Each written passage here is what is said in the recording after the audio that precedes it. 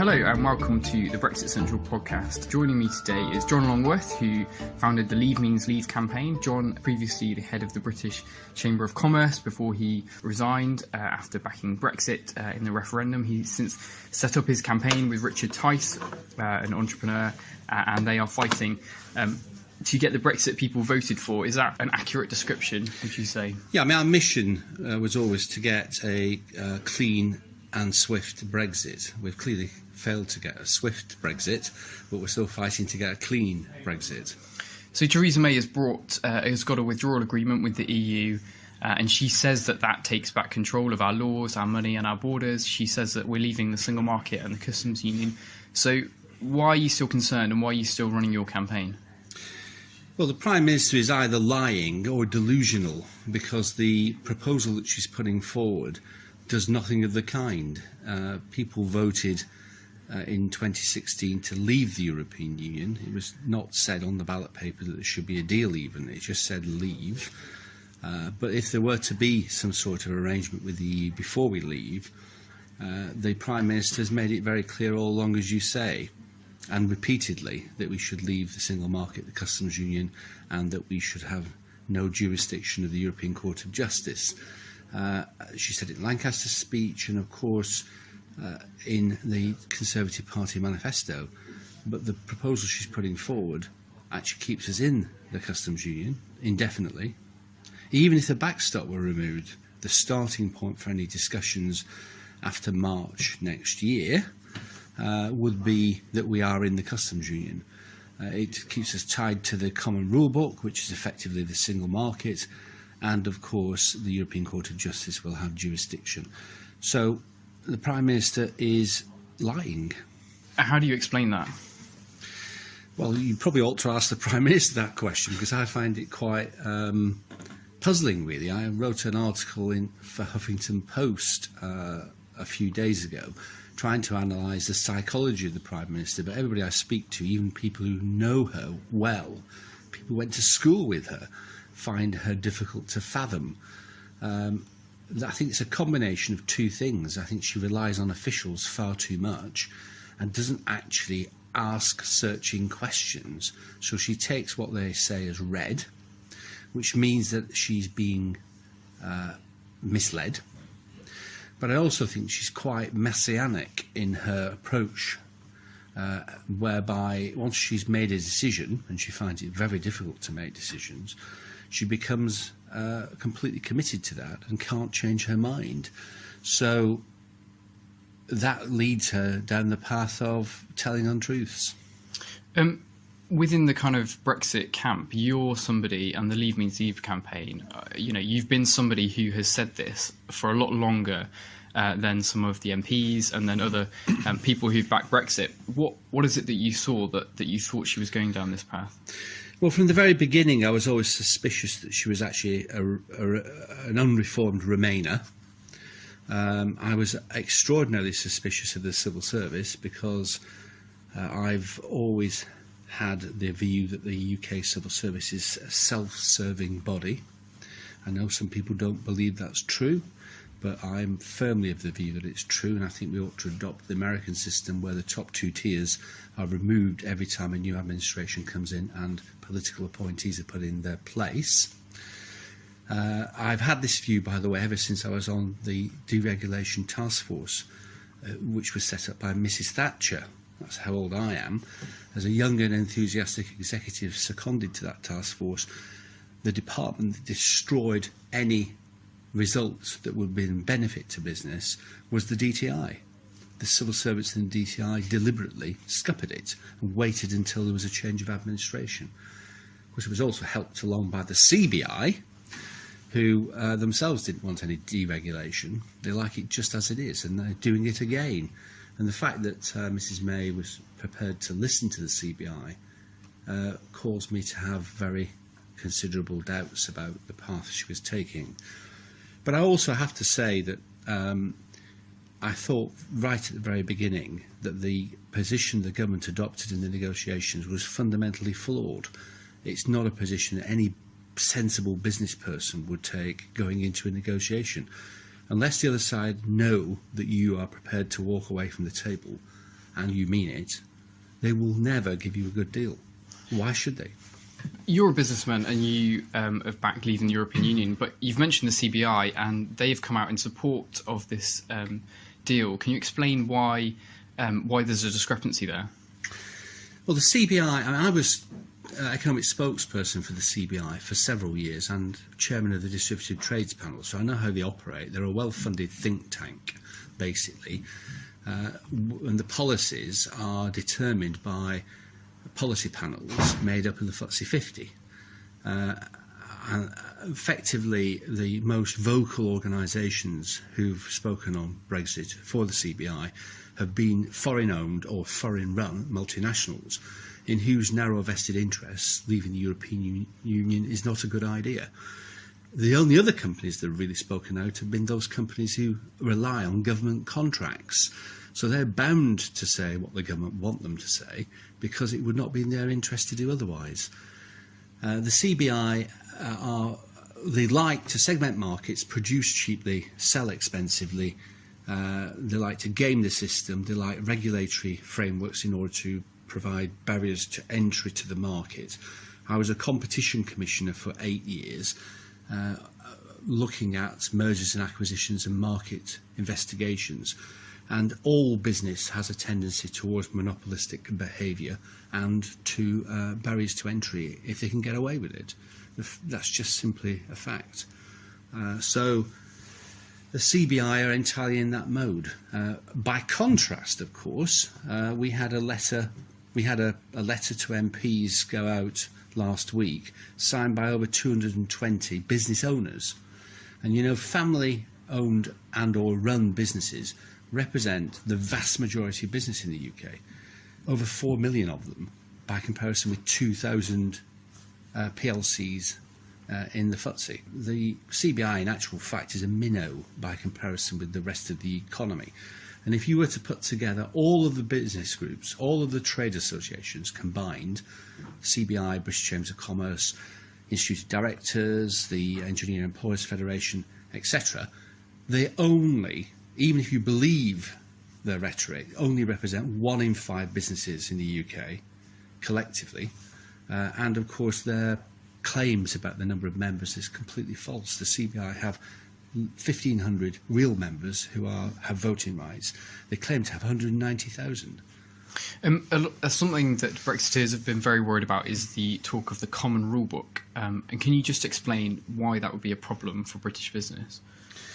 Well, the sort of businesses that I was referring to before, the ones who believe in creative disruption, the ones who want to have free trade and free markets, the ones who want to expand, the ones who are innovative, feel that they're being massively held back by the European regulatory framework. I visited hundreds of businesses when I was with the British Chambers of Commerce up and down the country, and I never heard one of them say, I love the European regulations. Many of them said it's almost impossible to trade with countries like France. I only ever came across one business in 6 years that actually was doing business in France because of non-tariff barriers.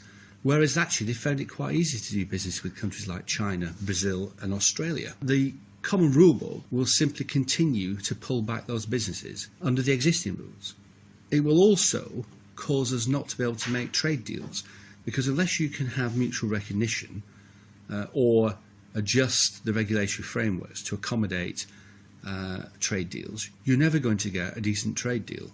And finally, because we're tied into the EU and they can make regulations without us having any say, they can adjust the regulations that apply to UK business in a way that will hold back our innovative sector, the sector that relating to biotech, relating to IT, relating to all sorts of new technologies. They can just simply hamper us. The regulations relating to services, for that matter, which is 90% of our economy. You'd have to be completely insane to allow a foreign power to have sway over the UK regulatory regime without us having any recourse or say. It's complete madness. So you felt very strongly about this, and Leave Means Leave has recently geared up a notch, and you've been doing rallies across the country. What was it that prompted you to do those, and have they been successful? Well, when Chequers was published, I took the view that this was a massive step backwards. It was more problematic and appalling than even I could imagine the Prime Minister would agree to. So it was decided that we ought to actually get onto the streets of Britain and put pressure on MPs to vote the correct way, whatever votes come up. This, at the moment, can only be decided in Parliament. Maybe later, if it all goes horribly wrong, it will be decided on the streets. But we had to actually put pressure on MPs, so we felt that the best way of doing that was to have a letter-writing campaign, to get a national network of regional organisers, get some street stalls, get some leafleting going on, get some rallies going on, to actually put pressure on MPs. You're refighting the referendum campaign? Well, we're having to, effectively. And we are gearing up for a situation where if there were a future referendum, we're in a position to be able to win it. The rallies have been extraordinarily successful. Not only have they been extremely well organised, I think everybody who's participated in them feel that that's the case, but they've been viewed live stream by 1.4 million people. The rallies on average were viewed, we've had 6, were viewed by 100,000 people on live stream while they were actually taking place. So it's not just the 1,500 people in the audience, it's 100,000 people at home. So that's very influential, and I think they've been very successful from that point of view. We had 68,000 leaflets delivered last week by our ground force. We've got nearly 10,000 volunteers now, just volunteering through our website. We're able to target e-letters. We've had organised 4 physical letters to go to all MPs, one from the Association of British Entrepreneurs, or under their banner, one under the banner of the Economists for Free Trade, one under the Leave Means Leave banner, and another one under the Brexit Briefings banner from the academics, all signed by a lot of people and in physical form so that MPs actually notice them when they come through the letterbox. So we're doing everything possible, pulling out all the stops to make sure that the MPs understand that the British people will not put up with the betrayal that they're currently planning. You're obviously very angry with the Prime Minister, and a lot of Brexiteers are very angry. What was your feeling on the morning after the referendum when the British people had voted to leave? Well, I was delighted, of course. I'd actually spent the evening, sort of bookended the evening by visiting the Institute of Economic Affairs at the beginning of the evening before and in the early hours of the morning after the result was declared. But I'd spent the whole of the remainder of the evening in a lock-in in Leadenhall Market with Daniel Hodgson and his team of city boys, who, of course, the Quants declared the victory when the Sunderland result came in at 1 o'clock. Which I thought was a bit rash, but clearly the Quants know what they're talking about. So I was absolutely delighted. I had a few hours sleep, went off with my family to go and get some breakfast, and a cyclist skidded up behind us, and I thought, God, this guy's going to give us a bit of a mouthful. He's obviously recognised me. But actually he said, gave me a thumbs up and said, well done, fantastic results. And that was generally the feeling among so many people after that result. And even before the results, I remember being interviewed on the top of Millbank Studios in the open air on the roof there. And the cameraman was telling me how all the technicians and cameramen in the BBC supported what we were doing, supported leaving the EU. It was just the producers, editors, and the people in front of the camera who were actually Remainers. And it was rather off-putting when I was being interviewed by Norman, the political editor, of course, because the cameraman was behind him, giving me the thumbs up every 5 minutes, while Norman was asking me the questions. And so, if you contrast that historic vote, and if you contrast that feeling of elation, was there any doubt then that the Prime Minister and the government was going to carry out the wishes of the referendum? No, I think immediately after the referendum result, I never dreamt for a moment that we'd be where we are today, because the people had voted and given an instruction to Parliament to do what they needed to do. Of course, some of the politicians rather cocked it up within a few days of the result coming in. I think whatever you think about the various characters involved, Michael Gove has a lot to answer for, because there's no question that if Boris had been appointed Prime Minister, we wouldn't be where we are today. I'm not favouring any particular candidate here. I don't care who is the leader of the Conservative Party, provided they guarantee to deliver the result that the people voted for.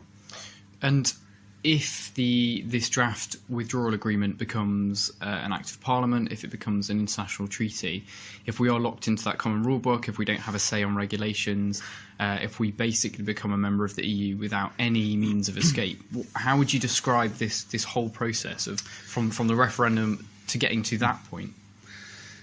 Well, it would be an utter disaster. I cannot emphasise enough what a ridiculous position the UK is now in.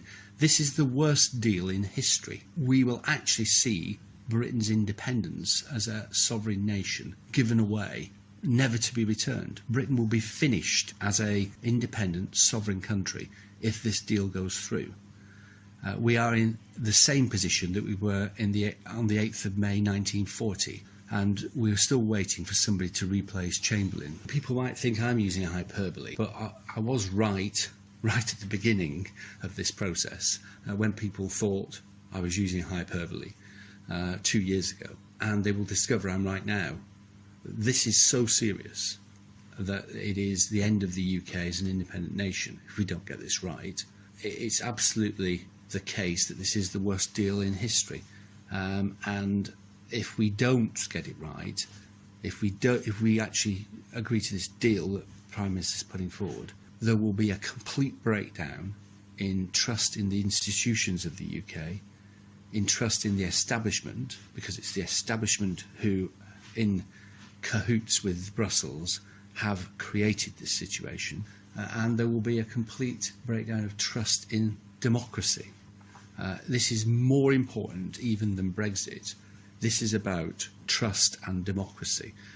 And I don't think people in the Westminster bubble really realise just how angry people are outside the M25. There will be riots on the streets, I have no doubt. And just finally, what do you make of Theresa May going off to see Jean-Claude Juncker, trying to get some last-minute concessions? What do you think? Do you think she'll be successful? I think she has no intention of being successful. I think this thing's a playbook which is being played out to make it look like she's actually winning. The truth is that she wanted us to be in the customs union and tied to the European Union as closely as possible, so that it's possible to rejoin as easily as possible. I think she's a devious Remainer. John Longworth, thank you very much. I'm David Scullion, and I'm speaking to John Longworth on the Brexit Central podcast. For more interviews on Brexit, you can visit brexitcentral.com, and you can subscribe to our daily Brexit briefing at brexitcentral.com/subscribe.